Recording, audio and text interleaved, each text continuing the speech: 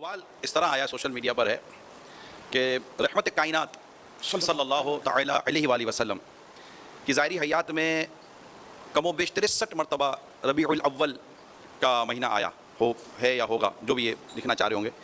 کہتے کس حدیث سے یہ ثابت ہے کہ آپ نے اپنی ولادت کا دن منایا؟ پیارے آقا صلی اللہ تعالیٰ علیہ وآلہ وسلم تو ہر مہینے میں 4 دن مناتے تھے۔ ہر مہینے میں ربیع الاول میں بھی اور ہر مہینے میں۔ وہ ایشو مطلب حدیث شریف ہے کہ پیارے آقا صلی اللہ تعالیٰ علیہ وآلہ وسلم ہر پیر شریف کو روزہ رکھتے تھے۔ جب آپ کی خدمت میں پوچھا گیا اس کی وجہ، تو ایک وجہ یہ بتائی فیہ ولدت، اسی دن میری ولادت ہوئی ہے، یعنی ہر پیر کو آپ کا برتھ ڈے، تو یہ روزہ آپ رکھتے تھے پیارے آقا صلی اللہ علیہ وسلم۔ میں ویسے یہ سمجھانے کے لیے عرض کر رہا ہوں کہ اگر آپ بولتے ہیں ربیع الاول تو یہ ہر مہینے 4 دن، تو یہ ان کو سمجھاؤ نا جو سالگرہ مناتے ہیں، غبارے پھوڑتے ہیں، عورتیں مرد جمع ہو کر کیک کاٹ کے وہ تالیاں بجاتے ہیں، بچے کے لیے تحفے وصول کر کے ڈھیر لگاتے ہیں، گفٹ پیک جمع کرتے ہیں، ان کو بولو یہ ایسا کیوں کرتے ہیں؟ اعتراض ہونا ہے تو فقط اس طرح کے شیطانی خیالات کے ذریعے کہ نبی کریم صلی اللہ علیہ وسلم کے دور خلافت میں اتنی مرتبہ آیا، حضرت ابوبکر کے دور میں اتنی مرتبہ آیا، حضرت عمر کے دور میں اتنی مرتبہ آیا، تو حضرت عثمان غنی کے دور میں اتنی مرتبہ آیا، حضرت علی کے دور میں اتنی مرتبہ آیا، انہوں نے منایا، تو نہ منانے کا بھی کوئی ثبوت نہیں ہے۔ اور کس طریقے سے منایا؟ حضور علیہ السلام کی سیرت پر چل کر ہی انہوں نے منایا ہوگا روزے رکھ کر۔ لیکن اسی طرح کے بہت سارے امور ہیں جو اس دور کے اندر آئے لیکن انہوں نے نہیں کیے، آج ہمارے دور میں وہ ہو رہے ہیں، اور وہ دینی کام ہیں جو کیے جا رہے ہیں، لیکن اس کے اوپر کسی کو کوئی اعتراض یہ نہیں ہوتا۔ ربیع الاول سوائے ابلیس کے جہاں میں سبھی تو خوشیاں منا رہے ہیں۔ تو وہ بعض اوقات دو پھر مثال دیتے ہیں، جی آپ اقبال ڈے بناتے ہیں، قائد اعظم ڈے بناتے ہیں، اپنے بچوں کے برتھ ڈے بناتے ہیں، تو نبی کا برتھ ڈے بناتے ہوئے آپ کو تکلیف ہوتی ہے؟ نہیں جناب، ایسا نہیں ہے۔ رسول اللہ صلی اللہ علیہ وآلہ وسلم چونکہ ایک ریلیجس پرسنالٹی ہے، آپ کے ساتھ کوئی ایسا عقیدہ منسوب نہیں کیا جائے گا جو آپ کی اجازت کے بغیر ہو رہا ہو، کیونکہ وہ پھر وہ دین بن جائے گا۔ ڈاکٹر اقبال یا محمد علی جناح یا اور پرسنالٹیز، ان کو ہم اپنے پولیٹیکل لیڈرز کے طور پر لے رہے ہوتے ہیں، مذہبی پیشوا کے طور پہ تو نہیں لے رہے ہوتے۔ نبی الاسلام کی پرسنالٹی تو ایک سینسٹیو ایشو ہے نا کہ ہم ان کے ساتھ کوئی چیز ریلیٹ کریں، اور پھر اگر آپ علیہ السلام کے ساتھ کوئی چیز ایسی ریلیٹ کر رہی ہے تو سب سے زیادہ سمجھدار اور عاشقان رسول کون ہیں؟ صحابہ اور اہل بیت، اور ان میں بھی سب سے بڑھ کر خلفائے راشدین، جن کے بارے میں جامعہ ترمذی میں، سنن ابی داؤد میں حدیث موجود ہے، میرے بعد تم دین میں نئی نئی بدعتیں دیکھو گے، ان سے بچنا۔ علیکم بسنتی و سنت الخلفاء الراشدین المہدیین، تم پر میری سنت اور میرے خلفائے راشدین ہدایت یافتہ کی سنت لازم ہے۔ تو ہم معصومانہ سوال جب ان سے کرتے ہیں کہ بتائیں کہ جب مولا علی کوفہ شفٹ ہو گئے، دارالخلافہ انہوں نے کوفہ شفٹ کر دیا، اور مولا علی وہ ہیں کہ جو 3 خلفاء کے ساتھ نائب کی حیثیت سے رہے اور چوتھے نمبر پہ خود خلیفہ بنے، کوئی حدیث کو چھپی رہ گئی تھی تو ان تک تو پہنچ گئی، تو جو 5 سال کوفے میں مولا علی رہے، تو وہ جو 5 سال 12 ربیع الاول کا دن آتا تھا، اس میں جو مولا علی جلسہ کرواتے تھے کوفے کی بڑی جامع مسجد کے اندر، اس میں مہمان خصوصی کون ہوتا تھا؟ یہ آگے سے کہیں گے ہیں یہ کرتا ہے سوال جی، اس نہیں ہوئے گا جو تسی ہیں کر کے ساڑھے عشق نو چیلنج کرو گے، پھر اسی انج پوچھاں گے کہ مولا علی جو ہے وہ نعت کس سے پڑھواتے تھے کوفے کی جامع مسجد میں، تو آپ کو چہرہ لٹکا کے کہ اس زمانے سے کچھ نہیں سی ہوتا۔ تو جو کام اس زمانے میں نہیں ہوتا تھا وہ آپ شروع کر کے اور اس کی بنیاد پہ باقی تمام مکاتب فکر کو گستاخ ڈکلیئر کریں، اور جب جوڈیشری میں بات پیش ہو، یعنی ہماری عدالت میں، تو کہیں کہ نہیں جی ہم تو اس سے مستحب سمجھتے ہیں، اگر کوئی نہیں کرتا ہم اسے کوئی گستاخ نہیں کہتے، تو سر پھر آپ یہ شعر جگہ جگہ لکھ کے کیوں لگاتے ہیں؟ نثار تیری چہل پہل پر ہزاروں عیدیں اے ربیع الاول، سوائے ابلیس کے جہاں میں سبھی تو خوشیاں منا رہے ہیں۔ یہ مفتی احمد یار خان نعیمی صاحب، جن کا مزار گجرات میں ہے، جنہوں نے جال حق کتاب لکھی ہے، ان کا یہ شعر ہے۔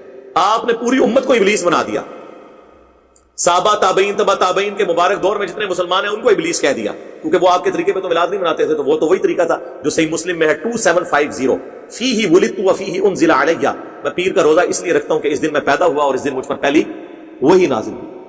تو بتائیں پھر مولا علی نے کس طریقے سے میلاد منایا ہے؟ پھر آپ کو یہ ڈھیلا سا منہ بنا کے بتائیں گے کہ جی ہاں جی وہ اعلیٰ حضرت نے بھی فتاوی رضویہ میں لکھا ہے، ہمارے بزرگ بھی بتاتے ہیں کہ ایک ایوبی بادشاہ تھے، اہل سنت تھے، یہ اہل حدیث کو کہتے ہیں نا شیعہ نے شروع کروایا، شیعہ نے شروع کیا، آپ گوگل پہ بھی جا کے لکھیں تو پوری ہسٹری اس کی آ جائے گی آپ کو ویکیپیڈیا کے اندر۔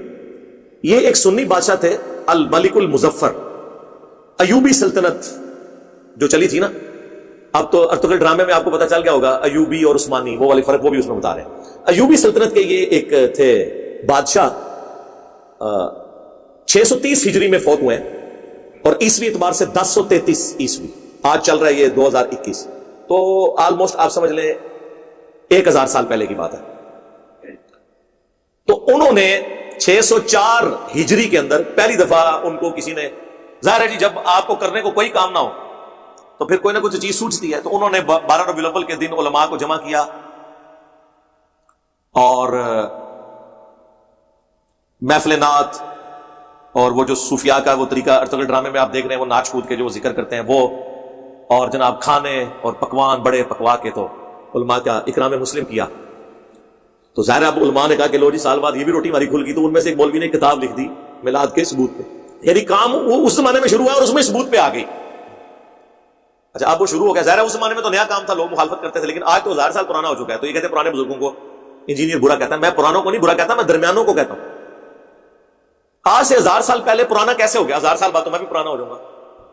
درمیانے ہیں. پرانے وہ ہیں جو صحابہ، تابعین، تبع تابعین، اہل بیت، وہ پہلے 300 سال جو بخاری مسلم میں حدیث ہے سب سے بہتر زمانہ میرا، پھر صحابہ کا، پھر تابعین کا، پھر تبع تابعین کا. اس کے بعد جھوٹے لوگ پیدا ہوں گے جو جھوٹی گواہیاں دیں گے، امانت میں خیانت کریں گے اور موٹاپے کو پسند کریں گے. کپڑے ان کے سنت کے مطابق ہوں گے، پیٹ منافقین والا ہوگا. جی سورہ محمد میں آیا یہ ایسے کھاتے ہیں جس طرح جانور کھاتے ہیں، اور سورۃ المنافقون میں آیا نبی ان کے جسموں کو دیکھو تمہیں تعجب میں ڈال دیں. یقین کریں واقعی میں ان کو صوفوں میں بیٹھے ہوئے دیکھتا ہوں نا، آدھا پیٹ اس طرف لٹکا ہوا ہے، آدھا اس طرف، اتنے بڑے فل سائز، اس میں بڑی مشکل سے سفید کپڑوں میں ان کے موٹے پیٹ چھپ جاتے ہیں. کسی کو بیماری علیحدہ بات ہے، لیکن زیادہ نہیں بیمار ہو گئے. یار طارق میر صاحب بھی ہے نا، ان کا تو پیٹ نہیں نکلا ہوا. تو یہ کیا ہوا کہ جو بھی عالم بنتا ہے تو بیمار ہو جاتا ہے پیٹ کے اعتبار سے، کھاتے ہی بہت ہے زیادہ تر. تو وہ روٹی روزی ان کی کھل گئی، اور وہ پھر سلسلہ ایسا شروع ہوا. پھر جلتی پہ تیل کا کام کیا سلطنت عثمانیہ نے، یہ ارطغرل صاحب کی اولاد نے. انہوں نے 1588 عیسوی کے اندر، آج سے آلموسٹ آپ سمجھ لیں 600 سال پہلے یا 500 سال پہلے کہہ لیں، انہوں نے سلطنت عثمانیہ جو 3 بر اعظموں میں پھیلی ہوئی تھی، سرکاری سطح کے اوپر 12 ربیع الاول کی چھٹی ڈکلیئر کر دی. وہاں سے پھر اسے اور تقویت مل گئی، اور وہ سلسلہ اب تک چلتا ہے. اور اسی کی باقیات یہ ہیں کہ پاکستان میں پھر 12 ربیع الاول کی چھٹی ہوئی، اور یہ سارے کے سارے معاملات اس طریقے سے چلے. یہ اس کی پوری ہسٹری ہے جس کا تعلق صحابہ، تابعین، تبع تابعین، بعد کے لوگوں، پہلے آپ سمجھ لیں 600 سال کے لوگوں کے ساتھ اس کا کوئی تعلق نہیں. اور یہ 7ویں صدی جو ہے نا، یہ مسلمانوں کے اوپر افتاد بن کے ٹوٹی ہے. گنبد خضرا بھی 7ویں صدی ہجری میں رکھا گیا، اور یہ خود اعلیٰ حضرت بھی لکھ رہے ہیں. بلکہ آپ کو وفا ایک کتاب ہے علامہ سمودی المتوفا 911 ہجری کی، جو تاریخ مدینہ پہ دنیا میں اتھینٹک ترین بک مانی جاتی ہے. اردو ترجمہ اس کا ہو چکا ہے. پوری اسلامک ہسٹری ہے مدینے کی، صرف مدینہ شریف کی، 400-500 صفحوں پہ وہ کتاب. اس میں گنبد خضرا کی ہسٹری لکھی ہے کہ 678 ہجری میں نبی اسلام کی وفات کے 650 سال کے بعد یہ لکڑی کا گنبد لا کے قبر رسول کے اوپر رکھا گیا ایک فاطمی بادشاہ نے. اور جب رکھا گیا، جس وزیر نے مشورہ دیا تھا، لوگوں نے اس کے لیے بدوائیں کی، حتیٰ کہ اسے معزول کر دیا گیا، اور لوگوں نے کہا کہ اسے سزا ملی ہے اس کام کی جو اس نے یہ الٹا مشورہ دیا تھا. آج سعودی حکومت کی جرت نہیں کہ اس گنبد کو ہٹا سکے. شیخ البانی آخری وقت تک سعودی حکومت کے خلاف رہے اس مسئلے میں.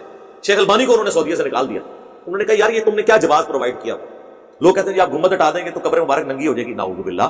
قبر مبارک تو حجرے سیدہ عائشہ میں ہے سلام اللہ علیہا، وہ ننگی نہیں ہوگی نا، وہ پہلے ننگی تھی. گنبد ہٹانے سے کوئی فرق نہیں پڑتا. لیکن پوری دنیا میں جواز اس کو بنایا ہوا ہے، اس چیز کو جو 650 سال کے بعد ہوئی ہے. صحابہ کرام سونے کا گنبد رکھ دیتے، لیکن صحیح مسلم کی حدیث، میں تمہیں منع کرتا ہوں قبروں پہ عمارتیں مت بناؤ، قبروں کو پکا مت کرو، اور قبروں پہ مت بیٹھو، نہ مجاور بن کے بیٹھنا نہ فزیکلی بیٹھنا.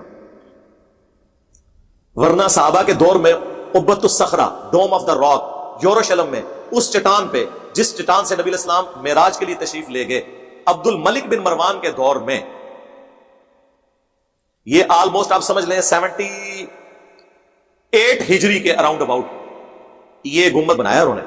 اتنا بڑا گنبد، گنبد خزرہ تو اس کے مقابلے میں بہت چھوٹا ہے. گنبد بنانے کی ٹیکنالوجی تو قبل از مسیح ہے. یہ آیا صوفیہ جو استنبول میں اب انہوں نے کھولا ہے، یہ نبی اسلام کی پیدائش سے پہلے کا بنا ہوا ہے. تو ذرا اس کا گنبد دیکھیں، گنبد خزرہ جیسے درجنوں گنبد ہوں، اس سے بڑا اس کا ایک ڈوم ہے. اور جب دنیا کی سپر پاور حضرت عمر کے زمانے میں مسلمان بن چکے تھے، تو ایک گنبد حضور کی قبر مبارک پہ کیوں نہیں رکھ دیا؟ ان کو پتا تھا یہ منع ہے. یہ ہے کتابوں کا دین. تو اسی لیے ہم عرض کرتے ہیں کہ مرنے سے پہلے اے مسلمان کر لے اس پہ غور. کتابوں کا خدا اور ہے، بابوں کا خدا اور. کتابوں کا نبی اور ہے، بابوں کا نبی اور. کتابوں کا دین اور ہے، بابوں کا دین اور. بابے بھی اسی دین، اسی رب کو، اسی پیغمبر کو مانتے ہیں، لیکن ان کوالٹیز کے ساتھ نہیں جو کتابوں میں رپورٹ ہوئی ہیں. وہ ان کوالٹیز کے ساتھ مانتے ہیں جو ان کے بابوں نے رپورٹ. اب ہم تو پیار محبت سے سمجھا ہی سکتے ہیں، غصہ نہیں کسی پہ کھا سکتے. ان چیزوں کو لوگ پھر جذبات کے ساتھ جوڑ لیتے ہیں.